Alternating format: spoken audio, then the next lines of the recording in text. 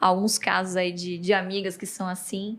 E é triste, né? Porque deveria ser uma relação saudável e a verdade é que tem muita gente que entra em pânico quando vai falar de dinheiro, delega completamente, não quer nem ouvir falar sobre isso, não quer nem abrir a fatura do cartão, né? Então, me sinto uma privilegiada de, desde cedo, ter tido contato com esse universo dos investimentos, né? Que é muito mais tangível do que a gente possa imaginar. Então, ele sempre dizia para mim, o que você prefere? Você prefere ser dona de alguns postos de gasolina ou você prefere ser uma pequena dona de todos os postos de gasolina? Então, é uma mudança de perspectiva que parece muito óbvia, mas que não está presente no dia a dia de várias pessoas, né? No caso, a resposta certa é uma pequena dona. Tem que avisar, né? Porque o povo não sabe. De vários postos de gasolina. Se você for dona de um posto de gasolina, você concorre com uma série de adversidades, né? Então, ao invés de você ser dona de um posto, é preferível você ter 1 ou 2% de 5 mil postos. Então, você tem uma distribuição maior de ganho, não é isso? É o que acontece, por exemplo, quem comprar ações da Ultrapar, é isso? Quem comprar ações da Cosan, ou quem comprar ações da Vibra. Por quê? A Ultrapar tem a bandeira Ipiranga, a Cosan tem a bandeira Shell e a Vibra tem a bandeira BR. Então, você tem um certo amparo, é isso? De que você... eu jamais quis ter um posto de gasolina, exatamente por causa disso. Porque eu tenho uma pequena parcela de 5, 6 mil postos, que é o que cada uma tem. Tá entendendo? O nível de risco que se corre é muito menor. Bem menor. 2%. Até porque, se a gente for pensar... Ao passo que você tem no posto é 100%. Exatamente. E a sua capacidade de diversificação é muito maior. O seu tempo despendido... É infinitamente menor do que você ser um empreendedor. E claro, é louvável, mas nem todo mundo, primeiro, tem o perfil e tem a aptidão para ser empresário. Tem pessoas que pensam em ser carreira ou seguir vida pública. Enfim, nem todo mundo tem o perfil para empreender. Então, por que não empreender na bolsa em um negócio que já está consolidado, que já paga dividendos? Então, e que é muito grande. Eu acho que esse é o principal, porque até... pegando esse período todo que você viveu de um Brasil cheio de maluquices, de, como você disse, né, não eram planos econômicos, eram conversões doidas de uma moeda para outra e hiperinflação. Pense em quantas empresas pequenas não ficaram pelo caminho. Agora, aquelas empresas que estão em bolsa, que são as maiores do Brasil, são muito mais resilientes durante esse processo. Se um político, munido de boa intenção e pouco cérebro, chega lá em Brasília e fala, não, né, o brasileiro está trabalhando muito, agora férias não são mais 30 dias, são 90. Primeiro, todo mundo bate palma e esse cara vai ser eleito até o final da vida dele, né? E o filho dele também, né? Só botar um Júnior no nome que vai estar sendo eleito. Quando ele faz isso, o cara que tem um posto de gasolina, ele vai lá e fala, caramba, ele faz uma conta e vê, tem que contratar 30% a mais de trabalhadores.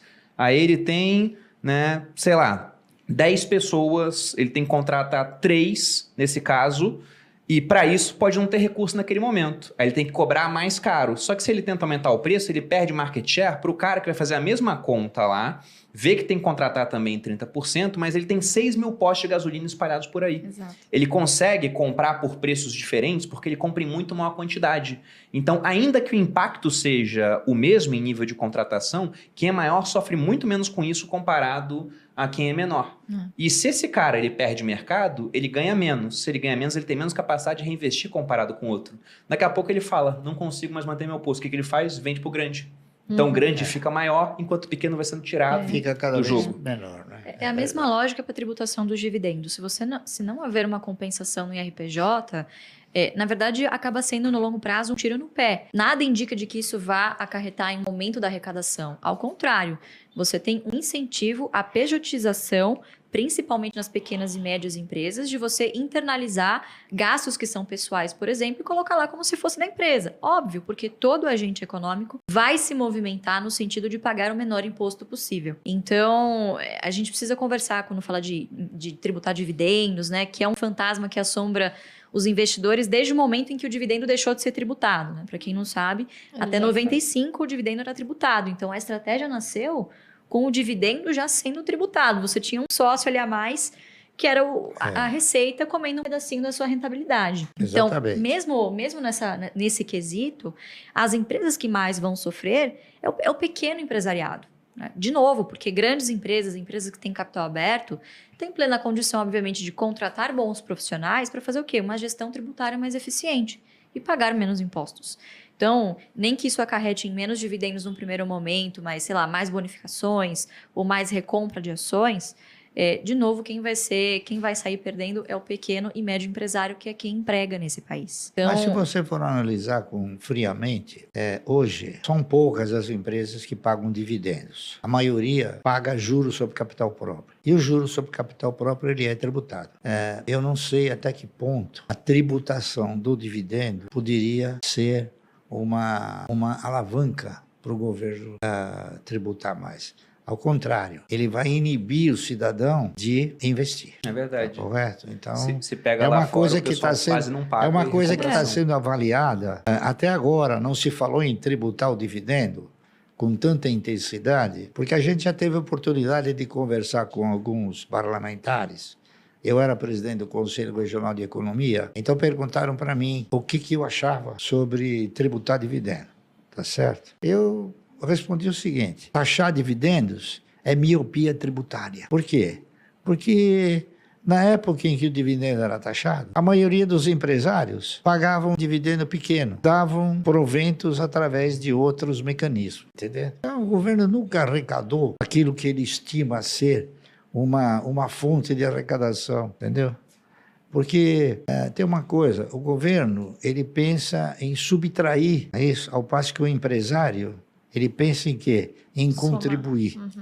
Tá entendendo? Então, lamentavelmente, o governo está sistematicamente através de órgãos, por exemplo, os sindicatos. Os sindicatos, a cada momento, querem mais garantias, mais direitos e mais benefícios para o trabalhador. Na razão direta que você amplia direitos, benefícios, você elimina o emprego, correto? Você veja que coisa interessante. Você já esteve nos Estados Unidos? Sim, já fomos algumas vezes. Você chegou a alugar um carro? Não chegamos a alugar. Nos Estados Unidos, por exemplo, você abastece o seu carro. Você vai lá, chega e fala, eu quero botar $40. O cara fala, paga. Você paga e ele libera, você vai lá e enche o tanque. Você sabe que aqui é proibido isso? Sim, aqui tem que ter o frentista. Bom, até aproveitando esses pontos que vocês citaram sobre governo e o fato de que lá atrás você começou a investir quando viu que, olha, a Previdência Social não vai ser uma coisa que lá na frente vai ser capaz de me sustentar com dignidade.